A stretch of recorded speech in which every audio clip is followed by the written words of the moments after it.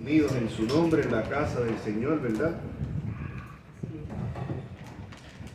Y en esta mañana vamos a continuar. Hoy vamos a entrar en el capítulo 16 de Primera de Corintios. Ya estamos terminando, mis hermanos. Llevamos, yo creo, aquí ya más de un año, como año y medio, ¿verdad? En Primera de Corintios.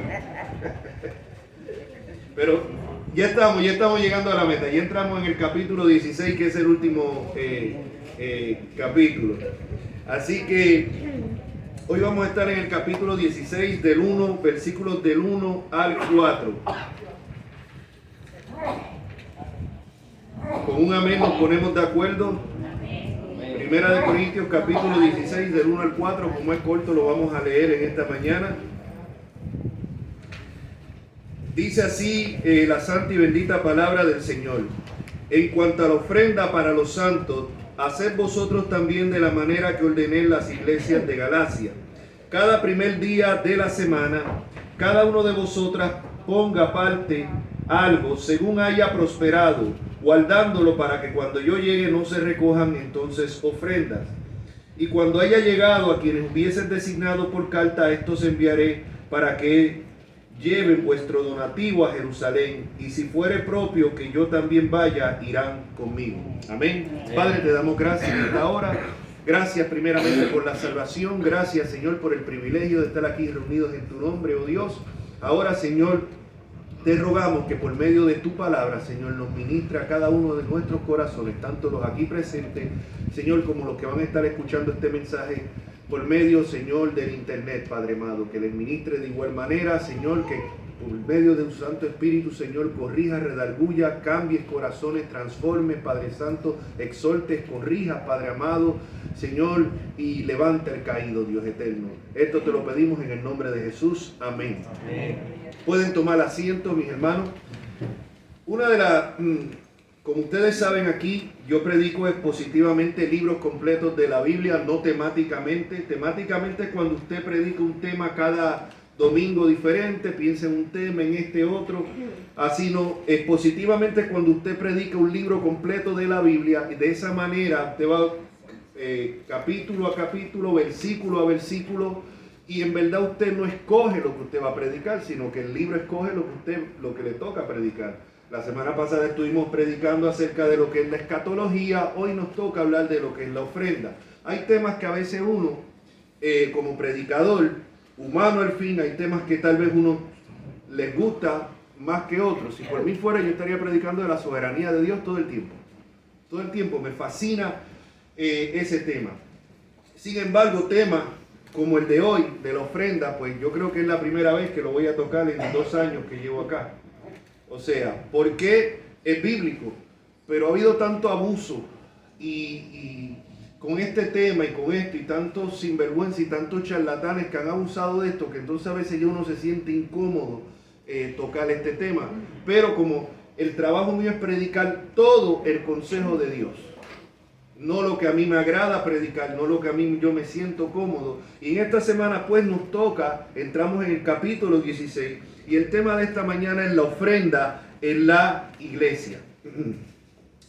Y para entender tenemos que ir el contexto. Acuérdense que siempre miramos el contexto. La semana pasada terminamos en el versículo 58 del capítulo 15, donde dice: así que, hermanos míos, amados, estad firmes y constantes, creciendo en la obra del Señor siempre, sabiendo que vuestro trabajo en el Señor no es en vano. Dice nuestro hermano MacArthur, comentando este versículo, dice: la esperanza de la resurrección hace que todos los esfuerzos y sacrificios en la obra del Señor valgan la pena. Ninguna obra hecha en su nombre es desperdiciada a la luz de la gloria y la recompensa eterna. Nadie se va a quedar sin recompensa. Como he dicho muchas veces, tal vez aquí uno humanamente a lo mejor de repente no reconoce lo que usted ha hecho. Usted se siente que no ha sido reconocido. El Señor sí lo reconoce. Y nadie se va a quedar sin su recompensa. Y es en ese contexto donde él dice, creciendo en la obra del Señor, que entramos entonces en el capítulo 16, versículo 1, donde él dice, en cuanto a la ofrenda para los santos, haced vosotros también de la manera que ordené en las iglesias de Galacia. Dice aquí nuestro hermano MacArthur en el comentario de su Biblia de estudio, dice, la ofrenda es una ayuda que se recolectó para ayudar a creyentes necesitados en la ciudad de Jerusalén que tenía exceso de población y estaba acosada por el hambre. Eso usted lo puede ver en el libro de los Hechos, era la situación. Pablo había solicitado antes fondos de las iglesias de Galacia y Macedonia y Acaya, como vamos a ver ahora en unos capítulos. Pero nota aquí, mi hermano, la iglesia de Jerusalén, la primera iglesia no fue la de Roma, independientemente de lo que le quiera decir la tradición. La primera iglesia fue la de Jerusalén. Acuérdense, los apóstoles eran judíos. La iglesia nace en Jerusalén. Y es al principio de Jerusalén que salen los misioneros. Y es primeramente a la iglesia de Jerusalén que hay que rendir cuentas. ¿Se acuerdan cuando Pedro predicó en casa de Cornelio y le dijeron, oye Pedrito, ven acá, ¿qué es esto que tú entraste a casa de gentiles? Que para los judíos en ese tiempo eso era una abominación. Se contaminaban religiosamente. ¿Y qué dice Pedro? Pedro no dice, oye, espérate, yo soy apóstol y yo no le doy cuenta a nadie, como algunos de estos personajes que tenemos hoy en día, que se autoproclaman apóstol. No, Pedro no dijo eso. Pedro tampoco dijo, no, yo soy el primer papa, yo no le doy cuenta a nadie. No. ¿Qué hizo Pedro? Tuvo que ir ante los ancianos del concilio de Jerusalén, de la iglesia de Jerusalén, no a Roma, a Jerusalén, a rendir cuentas y a dar explicaciones. Después, unos años más adelante, vemos que al apóstol Pablo y a Bernabé también se les llama a rendir cuentas. ¿A dónde? ¿A Roma? No, a Jerusalén. Mi hermano, es importante siempre nosotros que estudiemos nuestra Biblia y a la misma vez que estudiemos historia eclesiástica. Porque muchos de los mitos y las tradiciones no se sostienen ni bíblica ni históricamente. Así que la primera iglesia no fue la de Roma. Roma se fundó más adelante y fue una iglesia como cualquier otra. Dicho sea de paso, ni siquiera se menciona en las 7 iglesias del Apocalipsis. O sea, eso ya dice. Ahora, ¿pero por qué yo le estoy haciendo todo este recuento de la iglesia de Jerusalén? Porque la iglesia de Jerusalén, a pesar de haber sido la primera iglesia, la primera congregación que se fundó, fundada por los mismos apóstoles, fundada por judíos, en un momento pasó necesidad. Y en un momento estaba pasando hambre. O sea, contrario a lo que estos charlatanes hoy en día, los predicadores estos del evangelio de la prosperidad, que dice que un cristiano no puede pasar necesidad, que si un cristiano está pasando necesidad es porque no tiene fe, que tiene que activar su fe, que no se pueden enfermar, que tienen que declarar victoria. Aquí vemos la iglesia de Jerusalén que estaba pasando necesidad. ¿Y cuál fue la solución? La solución fue decir, no, vamos a declarar victoria, vamos a declarar abundancia. Traigan la semilla de fe aquí. ¿Fue esa la solución? No. ¿Cuál fue la solución? La solución fue que Dios, en su soberanía, utilizó las personas, otros creyentes, para resolver la necesidad de esta iglesia. Lo mismo sigue ocurriendo hoy. Dios puede hacer las cosas. A ver, Dios no necesita de nosotros para que la gente se convierta, porque la obra no la sostengo yo, la obra la hace el Espíritu Santo. Pero a Dios le place que sea el instrumento humano el que lleve el evangelio. Entonces Dios ha escogido los que se van a salvar, pero Dios ha escogido el medio para que esas personas se salven. Y ese medio son usted y yo, llevando la palabra, predicando el evangelio, para que los escogidos vengan a ser salvos. Lo mismo en la necesidad de muchos hermanos, en este caso como la iglesia de Jerusalén. El instrumento que Dios utilizó no fue declaren que van a ser abiertas las puertas de los cielos en abundancia de comida y dinero. No, hacer una colecta entre otras congregaciones para enviar y ayudar a la iglesia de Jerusalén.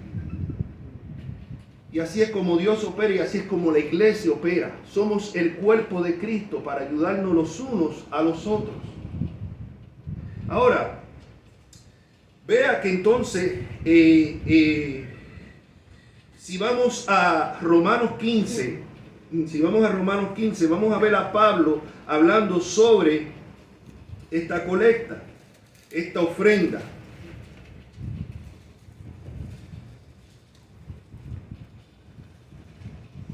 En Romanos 15, versículos 25 al 27, dice el apóstol Pablo a la iglesia de Roma: mas ahora voy a Jerusalén para ministrar a los santos, porque Macedonia y Acaya tuvieron bien hacer una ofrenda para los pobres que hay entre los santos que están en Jerusalén. Había gente pobre. En la iglesia de Jerusalén había gente pobre. Como en la iglesia actual hay gente pobre. Ahora mismo la iglesia que está en África, hay hermanos que están pasando necesidades, serias necesidades. Dice, pues les pareció bueno y son deudores de ellos, porque si los gentiles han sido hechos partícipes de sus bienes espirituales, o sea, el evangelio, deben también ellos ministrarle de los materiales. O sea, los gentiles recibieron los bienes espirituales de los judíos, en el sentido de que hasta antes de la venida de Cristo, el privilegio que tenía la nación de Israel es que solamente a Israel Dios se le había revelado por medio del Antiguo Testamento, por medio de la ley, por medio de los profetas. Eso era un privilegio único de Israel. Dios no se le reveló de la misma manera a Egipto, ni a los filisteos, ni a los babilonios, no. Aunque Dios es el Dios de la historia y todo el mundo estaba bajo su control, pero Dios decidió soberanamente revelársele solamente a los judíos, a la nación de Israel. Porque ellos eran mejor que los demás, no, de ninguna manera, si no, no hubiese sido por gracia. Pero cuando viene Cristo, ya ese privilegio exclusivo que tenía la nación de Israel pasa ahora a todas las naciones. Ahora, por medio del evangelio, Dios se revela a todas las naciones. Ya no es solamente los profetas que son enviados a Israel, sino que ahora los ministros del evangelio van a todas las naciones. ¿Ven? Ahora, por eso es que dice, si nosotros recibimos de ellos, porque los primeros evangelistas y los primeros predicadores eran judíos, entonces también, si fuimos participantes de sus bienes espirituales, deben también ellos ministrarles de los materiales. Si usted va conmigo a 2 de Corintios, venga conmigo a 2 de Corintios.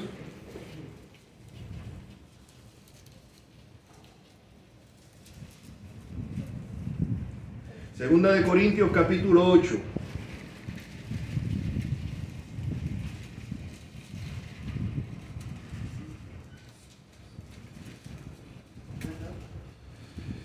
Capítulo 8, versículo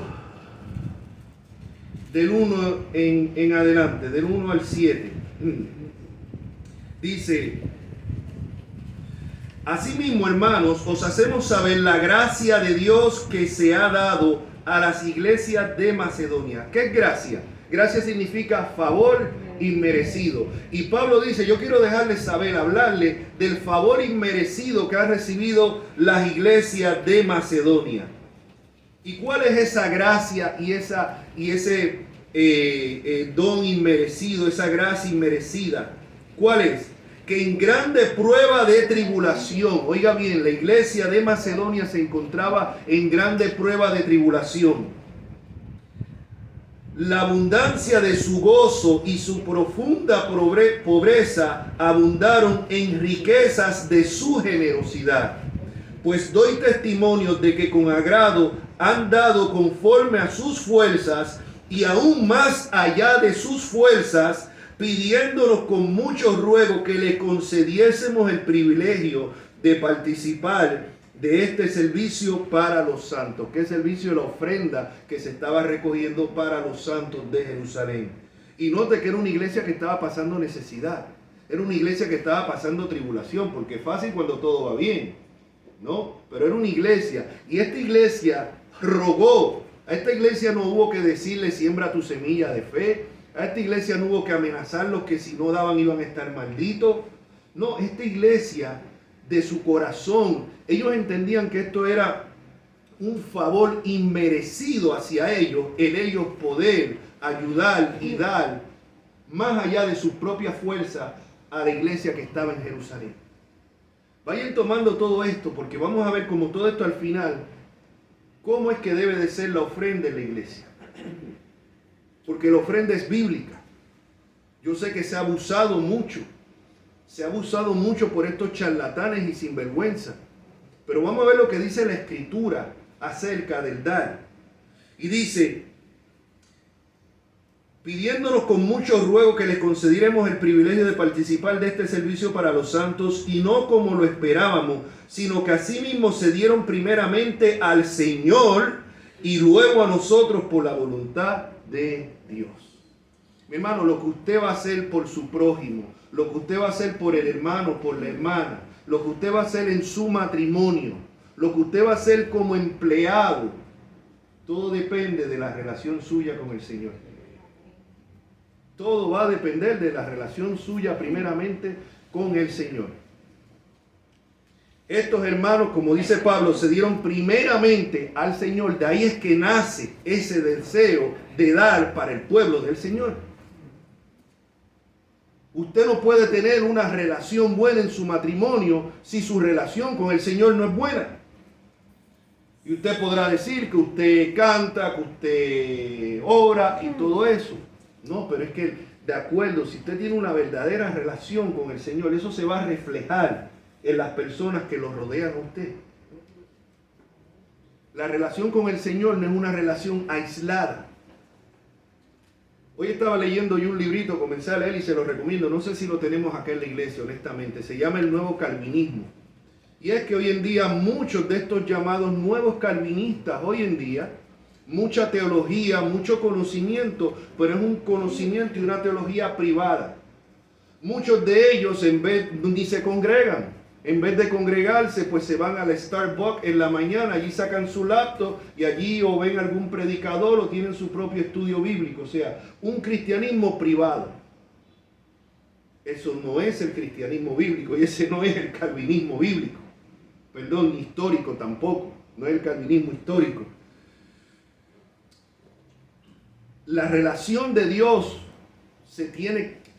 con nosotros, nuestra relación con Dios se tiene que reflejar con nuestros prójimos.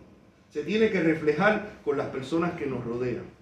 A nivel de familia, a nivel de matrimonio, a nivel de congregación, a nivel en el trabajo. Y si eso no es así, entonces cuestionemos nuestra relación con Dios. Seguimos. Dice, si vamos más adelante ahí en los versículos 13, y estamos viendo,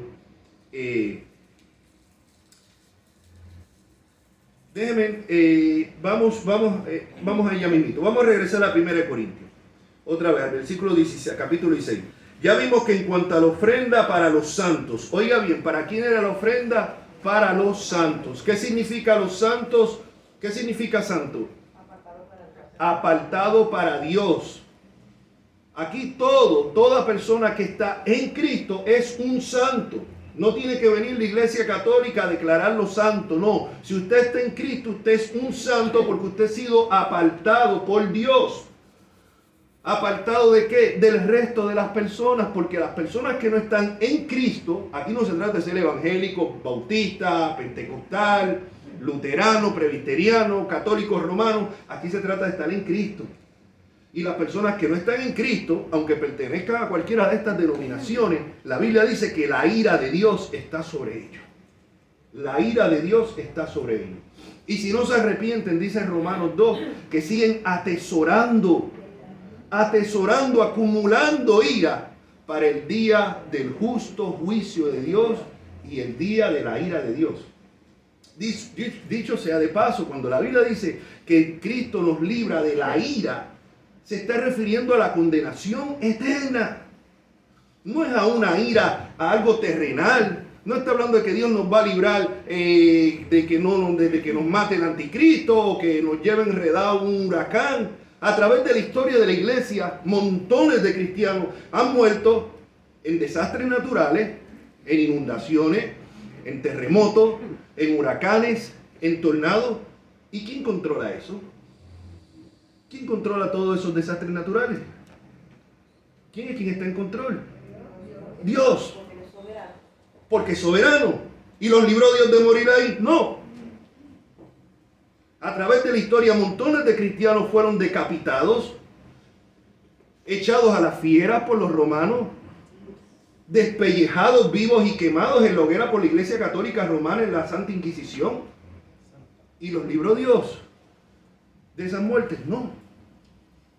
Entonces, mi hermano, mucho cuidado con nosotros estar pensando que la ira que Dios nos va a librar es de algo terrenal.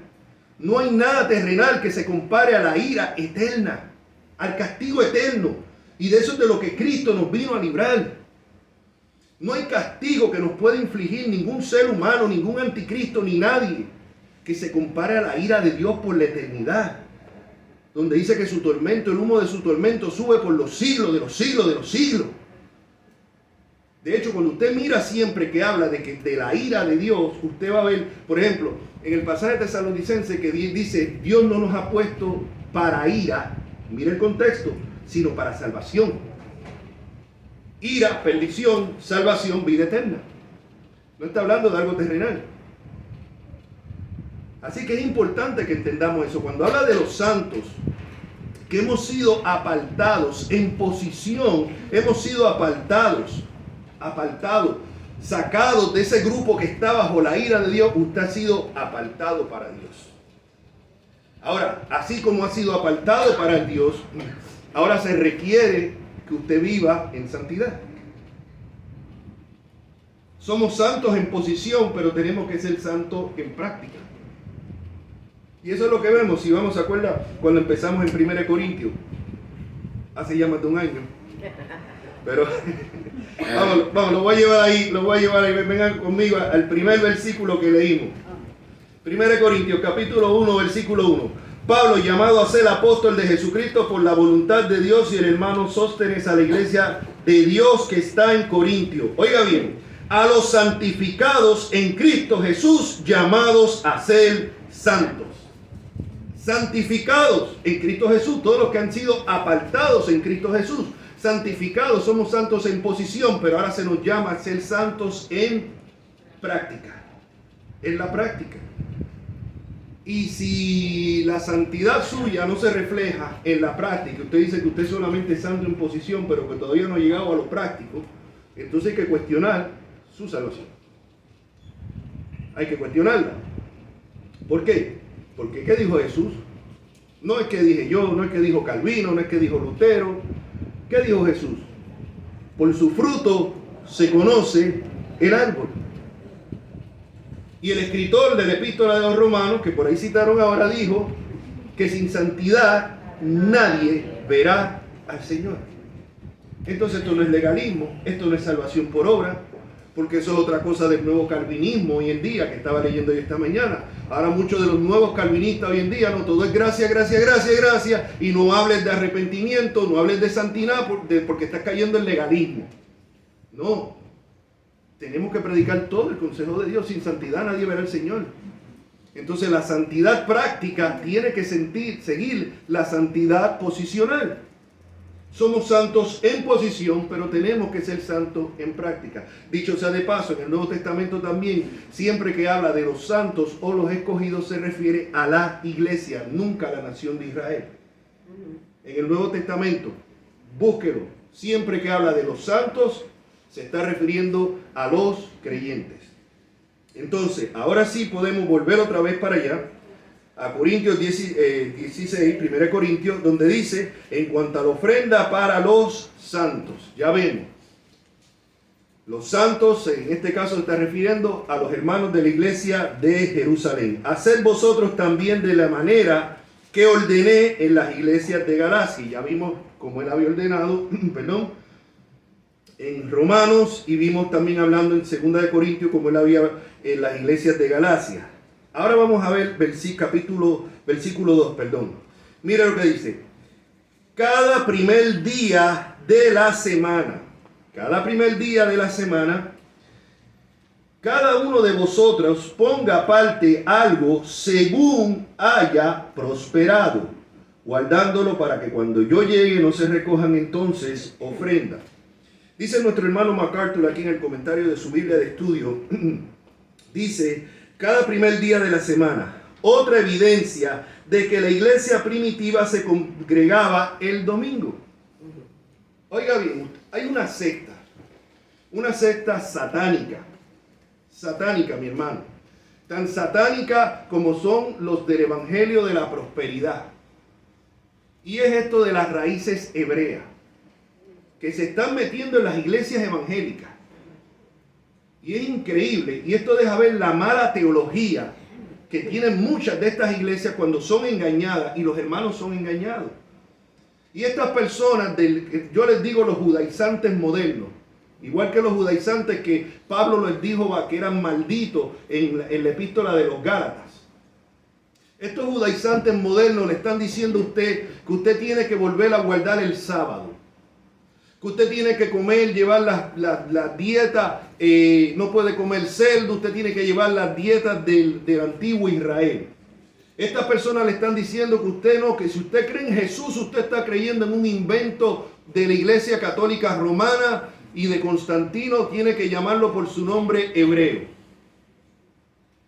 O sea, estas personas, y algunos son tan ridículos, porque no cabe otra palabra, que algunos son jíbaros de Puerto Rico, guajiros de Cuba, y ahora vienen a decir que tienen raíces hebreas y se vienen a poner el gorrito ese y a decir que el apellido de ellos significa que tienen tal descendencia judía. Unos ridículos. Yo les comenté hace unas semanas atrás, estaba yo con mi esposa en la librería Luciano, buscando unos libros para aquí. De repente ese sonido que di un brinco allí, casi me da un patatú. Y fue una doña allí detrás que cogió y el cuerno ¿cómo que se llama? La cosa esa. Pues la cosa esa, tocó la cosa esa allí. Y yo, Dios mío, pero ven acá, ¿qué es esto? Y yo, mire, pero... Y hay iglesias que están tocando esas cosas ahora. Eso es pura ignorancia de lo que es el Evangelio. Ignorancia de lo que es el Evangelio. Ignorancia que la Biblia dice que todas esas cosas eran sombra de lo que había de venir, que era Cristo. Todo eso apuntaba a Cristo. Nuestro reposo no es un día, ni el sábado, ni el domingo. Nuestro reposo es Cristo, dice la epístola de los Hebreos. Nuestro reposo está en Cristo, no en el sábado. Y son unos ignorantes, no solamente del Evangelio, sino de la historia.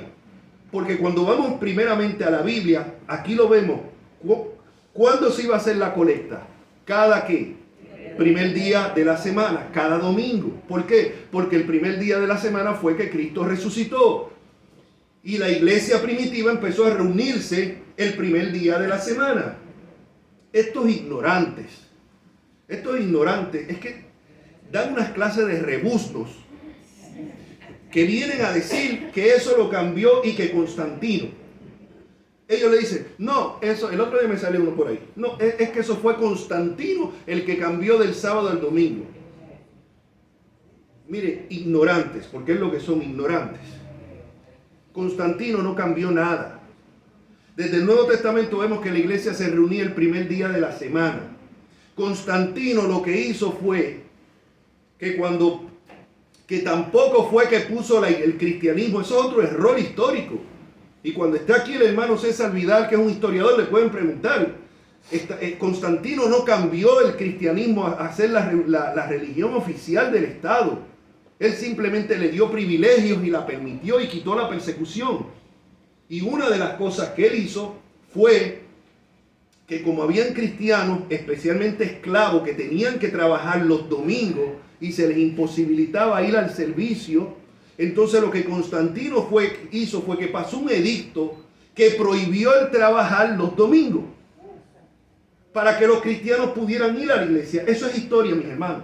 Pero estos ignorantes de la historia vienen con el disparate a decir no fue Constantino el que lo cambió. Constantino no cambió nada. La iglesia se reunía cada primer día de la semana y por eso nosotros nos reunimos cada primer día de la semana.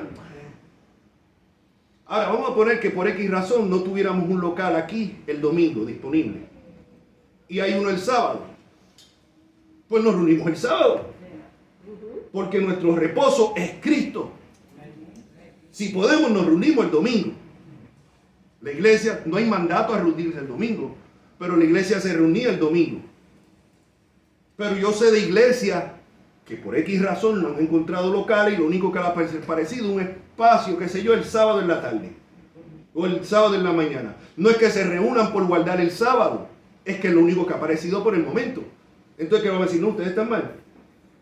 No, eso es muy diferente a decir, no, usted tiene que reunirse los sábados. ¿Ve? Es igual. Mire, si usted no come cerdo, yo no como cerdo. Yo no como cerdo, lechón, chancho, como le llamen. Yo no como, a mí me cae muy mal al estómago. Pero es por motivos de salud. No es porque esté prohibido en el Antiguo Testamento, porque es un animal inmundo. Pero si usted no tiene ese problema y usted se lo come, pues amén. Bueno, yo sí me como mi jamón. El jamón sí, jamón sí. Así que es en serio. Bueno, jamón, ahí, déjame corregirlo, después quedo como mentiroso aquí. Yo sí como jamón, pero me refiero así como comer pernil, sándwich de cerdo, cosas así, no. Pero sí, mi jamón sí, jamón sí. Así que, mis hermanos, volvemos otra vez. Cada primer día de la semana.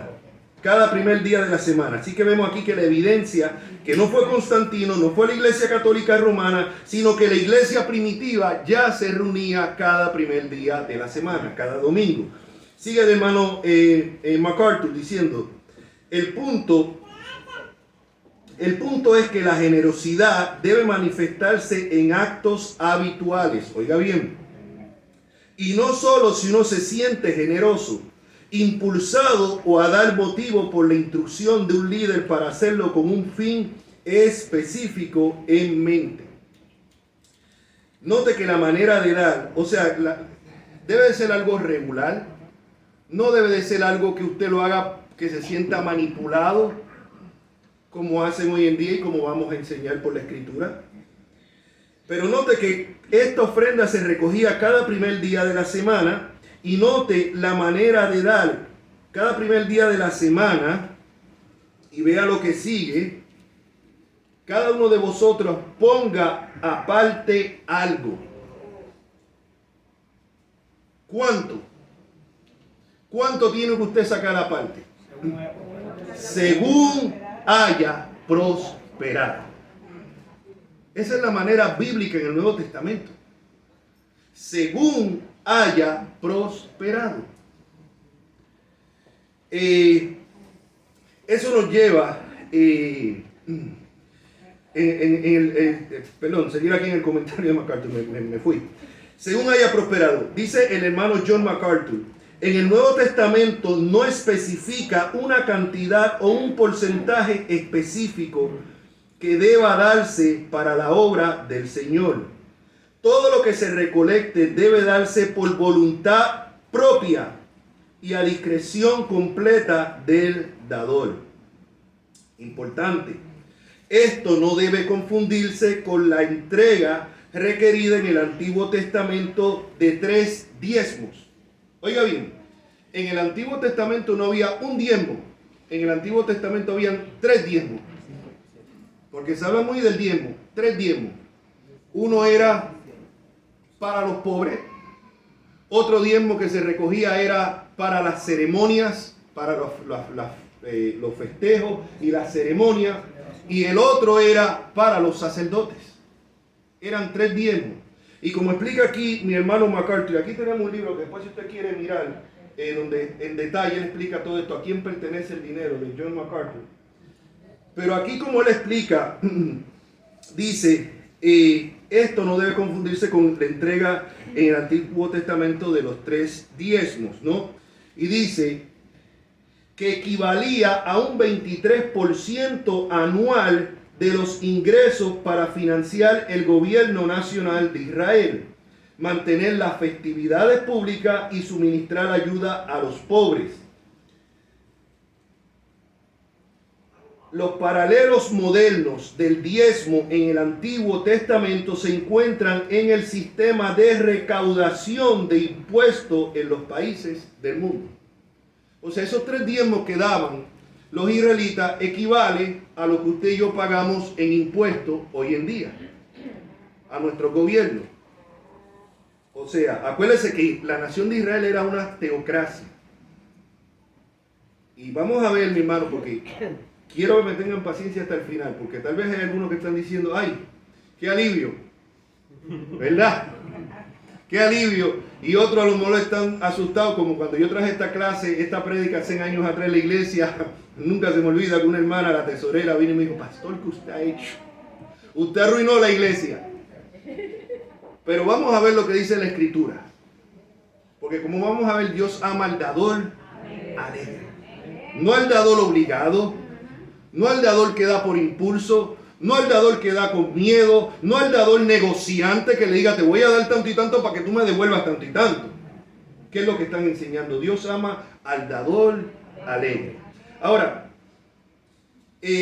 como sigue explicando aquí nuestro hermano MacArthur, los paralelos del moderno diezmo los paralelos modernos del diezmo en el Antiguo Testamento se encuentran en el sistema de recaudación de impuestos en los países del mundo. Usted puede chequear Romanos 13:6, no tenemos el tiempo. Las ofrendas voluntarias a Dios en el Antiguo Testamento no eran contabilizadas ni reguladas, y para eso usted puede buscar Éxodo 25. 1 y 2 y Éxodo 25, 21. Ahora bien, venga conmigo porque quiero, mi hermano, quiero cubrir todo, no quiero dejar nada fuera. Yo le suplico, mis hermanos, miren cada versículo que yo doy, anótelo. No diga yo no estoy de acuerdo, o no, a mí no me cambia. No, note los versículos y examínelos con calma en su casa, míralos en el contexto. Venga conmigo al famoso Malaquías 3:10.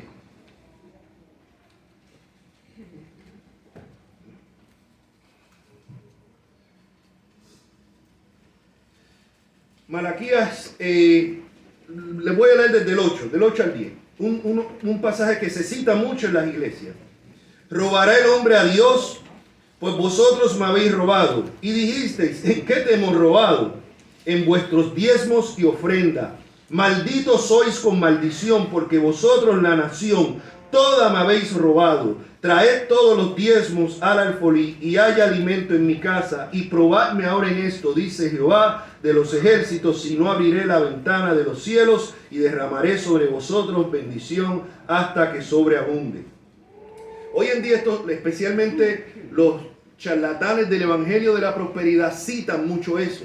Y le dice que si usted no está dando ese diezmo, usted está bajo maldición y le está robando a Dios. Y hay personas que dan no porque estén agradecidos a Dios, no dan porque quieran que la obra del Señor siga adelante, no, dan por terror, dan por pánico, dan porque les dicen, si no das estás bajo maldición. Pero venga nuevamente, vamos a la Escritura. Venga conmigo a Gálatas capítulo 3, versículo 13. Gálatas 3:13, anótelo. Dice, Cristo nos redimió de la maldición de la ley, hecho por nosotros maldición, porque escrito está, maldito todo el que es colgado en un madero.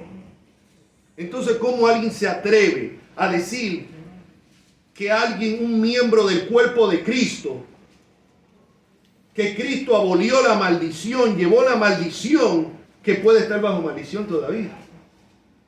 O sea, ¿cómo pueden decir eso? Es igual que también escucho a algunos cristianos que dicen, mira, cuidado que tú no digas nada contra la nación de Israel, porque acuérdate que la Biblia dice que el que bendijere la descendencia de Abraham será bendito, y el que la maldijere será maldito, ¿no? Señores, le hace eso completo y le da su cumplimiento en Gálatas también. Que eso se cumple no en la descendencia física, sino en la descendencia espiritual, dice Pablo. Entonces, ¿cómo alguien de la iglesia va a estar maldito porque diga, no, yo no estoy de acuerdo con lo que está haciendo Israel? Esa es la ignorancia que hay en el pueblo evangélico hoy en día, que uno se espanta. Yo me espanto cuando leo los disparates que leo hoy en día en las redes sociales de supuestos cristianos, supuestos pastores y supuestos maestros. Una de disparates increíble. Como cristiano, si usted está en Cristo, oiga bien, usted no está bajo maldición, bajo ningún concepto.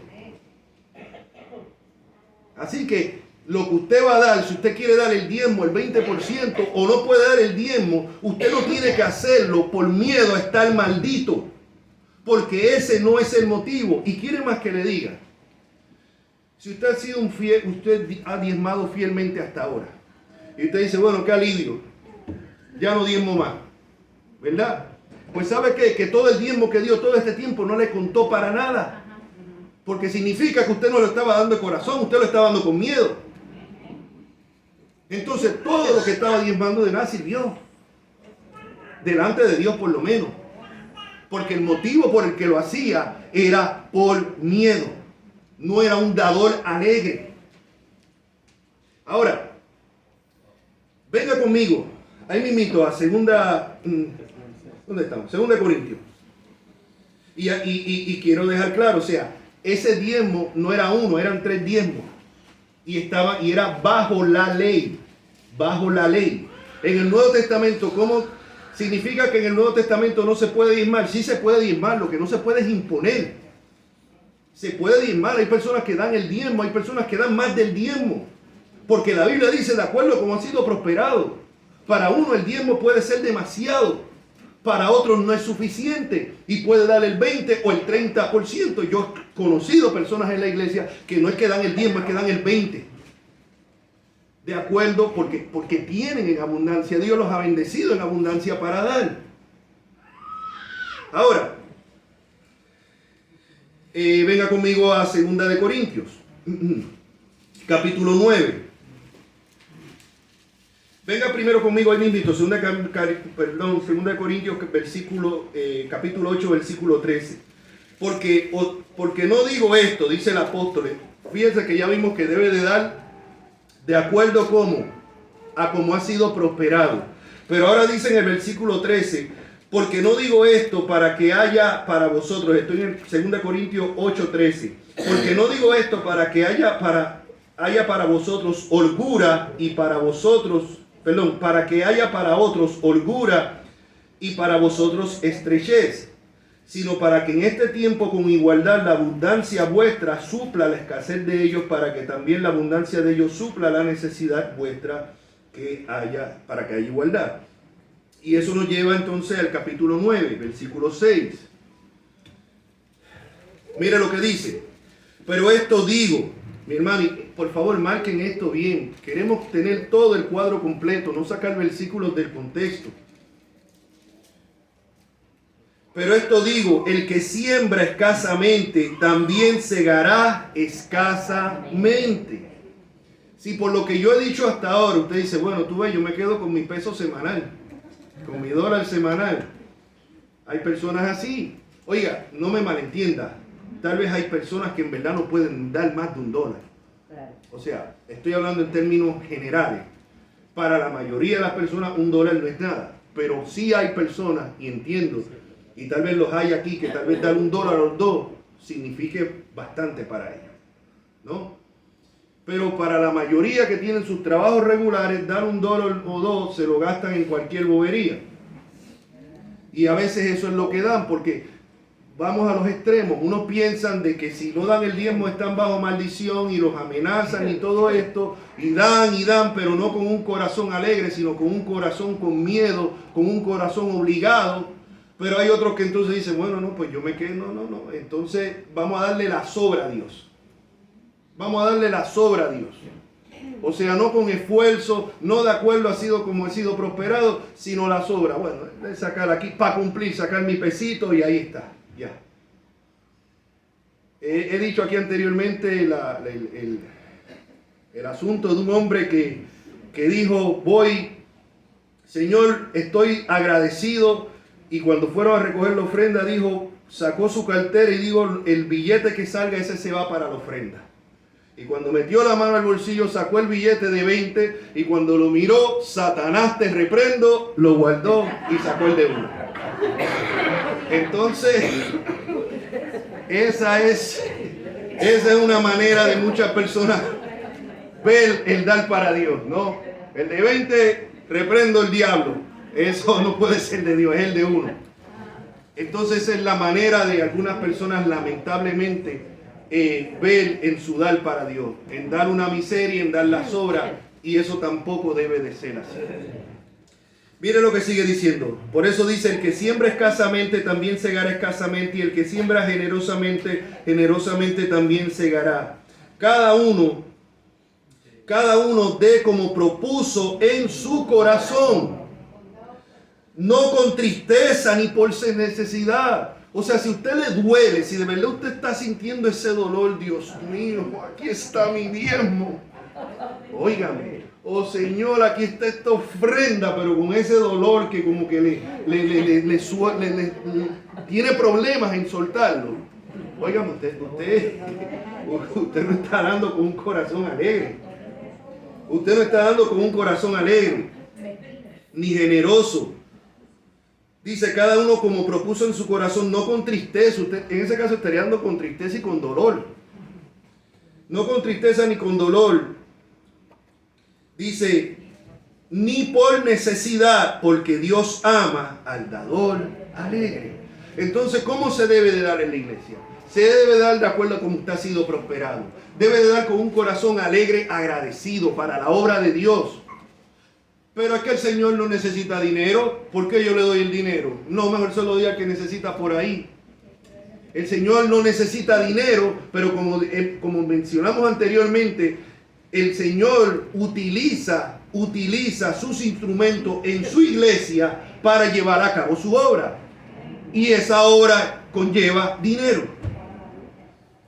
Yo le voy a decir algo. Usted se ha fijado, porque es que a veces se van a los extremos. A ver, ¿cuál era la posición de Judas en los apóstoles? ¿Cuál era la función de Judas? Tesorero. ¿Para qué Jesús necesitaba un tesorero?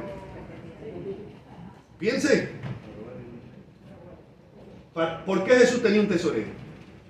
Señores, porque se recogía dinero. Cuando le echaron el perfume carísimo aquel al Señor, ¿qué fue lo primero que dijo Judas? Puso el grito en el cielo y dijo, oye, eso es un desperdicio, eso se pudo haber guardado, vendido para dar a los pobres. De ahí, porque era parte del ministerio de Jesús.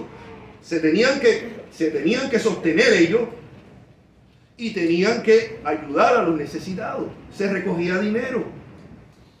En el ministerio de Jesús se recogía dinero. Y una de las cosas que usted ve es que el apóstol Juan dice, esto él dijo no porque se preocupara de los pobres, sino porque era ladrón y extraía del dinero que se recogía. Entonces estamos viendo, porque algunos se quieren hacer muy espirituales y decir, no, pero es que la iglesia primitiva no recogía dinero, no es que Jesús no recogía dinero, sí se recogía dinero. No como los charlatanes de hoy en día, tenemos que diferenciar. Pero no, a ver, no por esto sinvergüenza, ahora no nos vayamos al extremo y decir, no, en la iglesia no se debe recoger dinero, no se debe de dar. No. Vamos a ver que es legítimo el recoger la ofrenda y vamos a ver los usos, si nos alcanza el tiempo, para lo que se debe de utilizar ese dinero. Sigo ahí rapidito. Versículo 8, y poderoso es Dios para hacer que abunde, estoy en el 2 Corintios capítulo 9, versículo 8, y poderoso es Dios para hacer que abunde en vosotros toda gracia, a fin de que teniendo siempre en todas las cosas todo lo suficiente, abundéis para toda buena obra, como está escrito, repartió Dios a los pobres, su justicia permanece para siempre. Y el que da semilla al que siembra y pan al que come, y proveerá y multiplicará vuestra sementera, y aumentará los frutos de vuestra justicia, para que estéis enriquecidos en todo, para toda liberalidad, la cual produce por medio de nosotros acción de gracias a Dios. porque la administración de este servicio, o sea, la ofrenda, no solamente suple lo que a los santos falta, sino que también abunden muchas acciones de gracias a Dios. Ahora, ese dinero, hasta ahora hemos visto que se estaba empleando ¿en qué? En los pobres de la iglesia, ¿verdad? Y entonces alguien dirá, bueno, pero entonces, ok, eso es los pobres, pues yo mejor le doy mi dinero a los pobres, como leo por ahí en algunas personas en el internet. Yo no tengo, mira, en vez de llevar diezmo, ofrenda a la iglesia, se lo doy al necesitado. Eso no es lo que dice la Escritura. Usted puede ayudar al necesitado fuera de la iglesia, pero usted tiene que traer en la iglesia y por medio de la iglesia ayudar a los necesitados. ¿Ve? Y quiero aclarar esto, por medio de la iglesia, por medio de la iglesia. Ahora, mire rapidito, ¿en qué le voy a dar la cita? ¿En qué se debe utilizar este dinero y cómo lo vemos bíblicamente? Lo vemos que se empleaba en las viudas. En las viudas.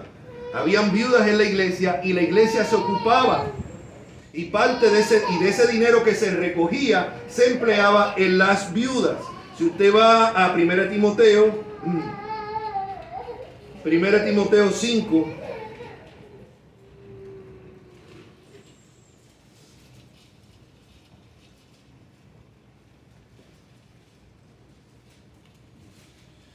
Primera de Timoteo,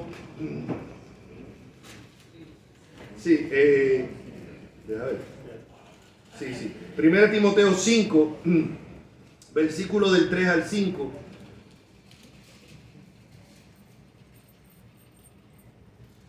Versículo del 3 al 5. Dice, honra a las viudas que en verdad lo son. Pero si alguna viuda tiene hijos o nietos, aprendan estos primero a ser piadosos para con su propia familia y a recompensar a sus padres, porque esto es lo bueno y agradable delante de Dios. Mas las que en verdad es viuda y ha quedado sola, esperen Dios y es diligente en súplicas y oraciones noche y día. O sea, aquí vemos claramente que había parte de lo que se recogía, no solamente era para los pobres, era también para las viudas.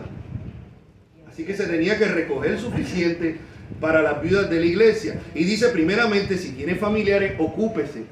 Si usted es un cristiano, una cristiana, y usted no ayuda a sus padres o a sus abuelos ancianos, óigame, escudriñese. Porque dice, primero ocúpate de los de tu familia. También, ahí mismo en los versículos 9 y 16 dice, sea puesta en la lista sola la viuda no menor de 60 años que haya sido esposa de un solo marido. Aquí vemos que había, ¿qué aprendemos aquí? Aquí había una lista, aquí había una lista de las viudas. Había un ministerio para ayudar a estas viudas, había una lista. ¿Y de dónde salía ese dinero? De las ofrendas. Ahora, en el versículo 16, ahí mismito, dice, si algún creyente o alguna creyente tiene viudas, que las mantengan y no sea agraviada la iglesia, a fin de que haya lo suficiente para las que en verdad son viudas. Vemos aquí, esto está diciendo que haya lo suficiente. Si alguien se puede ocupar de sus propias viudas, ocúpense, para que haya suficiente para las demás que en verdad no tienen quien las ayude. Eso era parte del ministerio de la iglesia. También, ¿para qué más podemos ver? También se utilizaba para el salario y sostén de los pastores, ancianos y obispos. Venga conmigo a 1 de Timoteo, ahí mismito, en el capítulo 5. A ver. Versículo 5, ahí mismito, de lo que sigue después, 17 y 18. Los ancianos que gobiernen bien, y aquí ya hemos explicado, anciano, pastor, obispo, se refiere al mismo oficio. Los ancianos que gobiernen bien sean tenidos por dignos de doble honor, mayormente los que trabajan en predicar y en enseñar. Aquí nuevamente nos vamos a los extremos. Hay charlatanes, hay vividores, hay comerciantes del evangelio, y vamos a ver lo que la Escritura dice y advierte acerca de ellos. pero es genuino que se le dé a los predicadores y a los... No es que se hagan millonarios, no es que se hagan ricos, pero es bíblico. Entonces cuando yo leo por ahí que dicen, bueno, miren, en vez de dar el dinero a mantener el pastor ese, dáselo a los pobres. Manda al pastor a trabajar. Bueno, yo tengo mi trabajo también, por si acaso. Yo tengo mi trabajo también. Pero, señores, es bíblico. Es bíblico. Y aquí lo vemos en la Escritura. Se los leo. Los ancianos que gobiernen bien sean tenidos por dignos de doble honor, mayormente los que trabajan en predicar y enseñar. Pues la Escritura dice, no pondrás bozal al buey que trilla, y digno es el obrero de su salario. Es bíblico. ¿Y de dónde sale ese dinero? De lo que las ofrendas. En 1 Corintios capítulo 9, versículo 13 y 14 dice, ¿no sabéis que los que trabajan en las cosas sagradas comen del templo y los que sirven del altar participan? Así también ordenó el Señor a los que anuncian el Evangelio que vivan del Evangelio. No es que se hagan ricos ni millonarios, pero que vivan del Evangelio.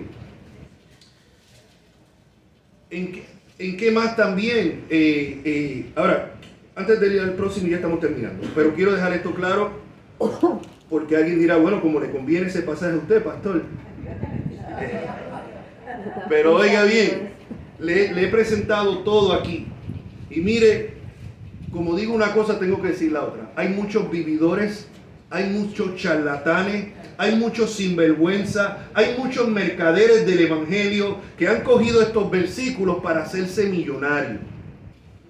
Y la Biblia nos advierte de ellos. Y yo le quiero dar aquí la cita. Venga conmigo a 2 de Pedro.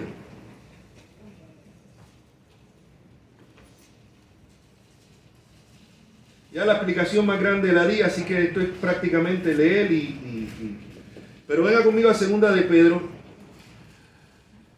2 de Pedro capítulo 2, versículo del 1 al 3. Márquelo en su Biblia, porque las personas que se dejan engañar es por no leer su Biblia. Es por negligencia de ellos. Después salen que no creen ni en la luz eléctrica, después que salen de ahí engañados, pelados, que le sacan el dinero, entonces van en contra de todos los pastores, en contra de todas las iglesias.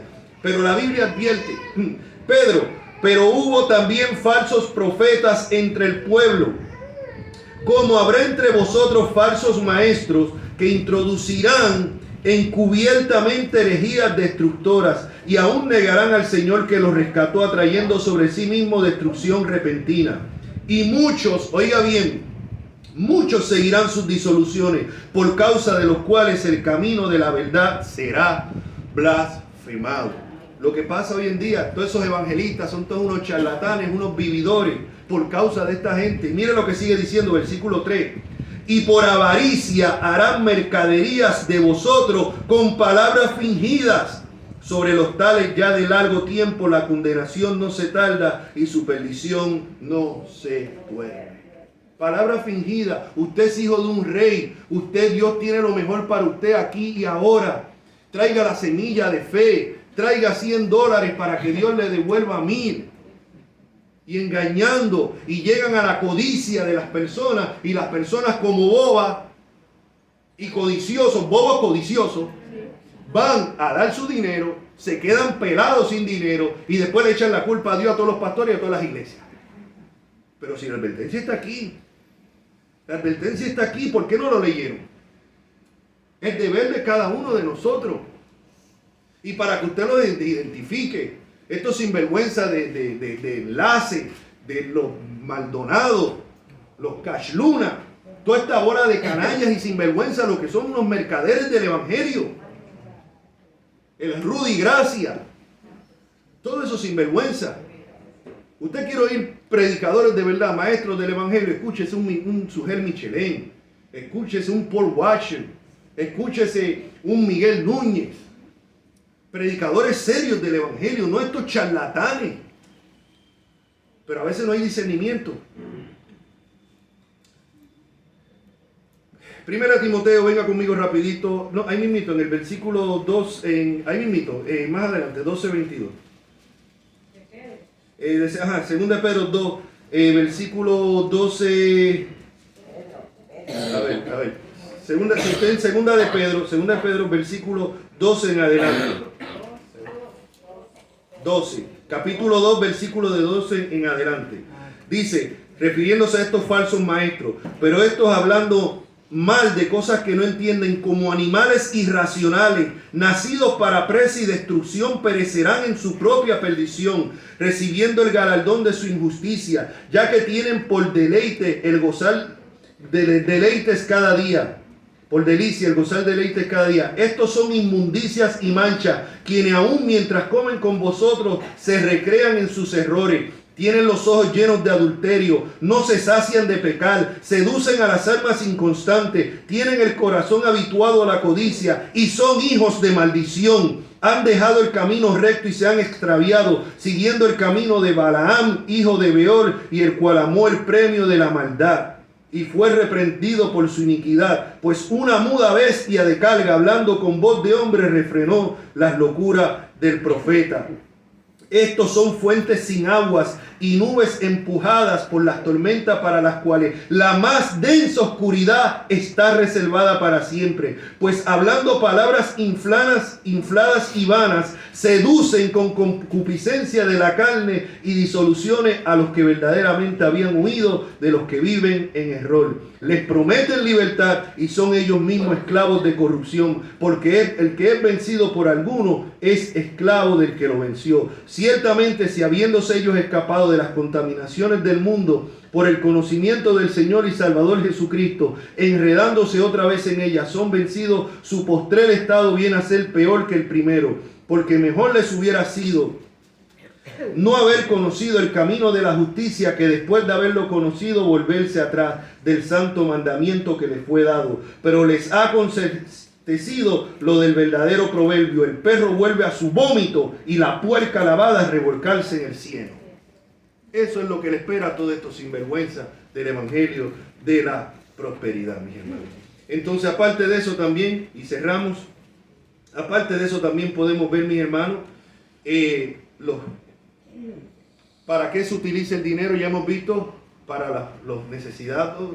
En esta iglesia yo soy testigo que aquí sí se ha ayudado a personas, familias con necesidad. O sea, y es lo bíblico.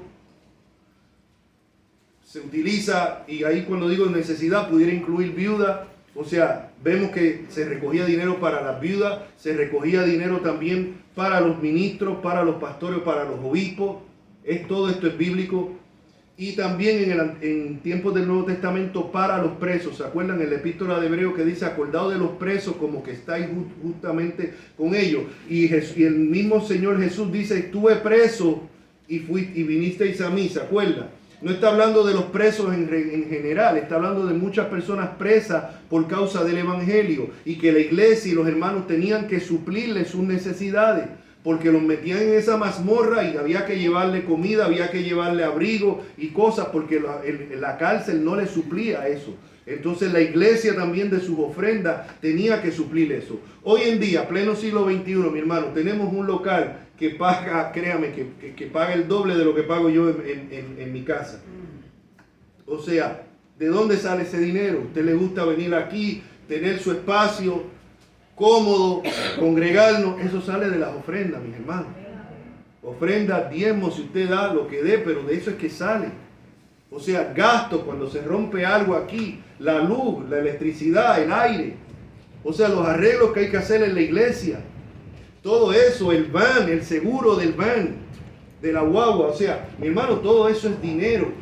O sea, aquí no se está recogiendo, no se recoge. Aquí usted puede pedir cuenta. Aquí yo no tengo que ver nada con el dinero. Yo no sé ni quién da, quién no da, cuánto se recoge. Yo no tengo que ver nada con eso. Yo doy gracias a Dios.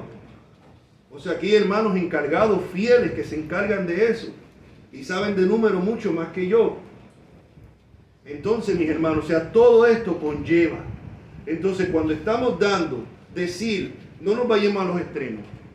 Aquí no estamos hablando, le presenté ya el caso, aquí no se está hablando de los charlatanes, aquí se le está diciendo la verdad. Si usted no diezma, usted no está bajo maldición. Si usted diezma y lo da con un corazón alegre, es de bendición para usted. Si usted da más del diezmo, amén. Y si no puede dar el diezmo porque tal vez su situación no se lo permite de verdad, no que usted no quiera, que no se lo permite, pues usted da lo que usted pueda, de acuerdo a como usted ha sido prosperado. Para uno dar a lo mejor $100 no es nada, para otro dar $10 a lo mejor ya es mucho. Todo es de acuerdo a como usted ha sido prosperado, de acuerdo a como Dios como usted ha propuesto en su corazón. Y eso va a revelar cómo está su corazón también. ¿Es un corazón avaricioso? ¿Es un corazón alegre? Mi hermano, al fin y al cabo, lo que usted dé aquí es para la obra de Dios. El dar es bíblico. El robar dinero como estos charlatanes no lo es y ya los hemos denunciado. Y ahí están los pasajes. Pero el dar es bíblico y ya hemos visto en qué se va ese dinero.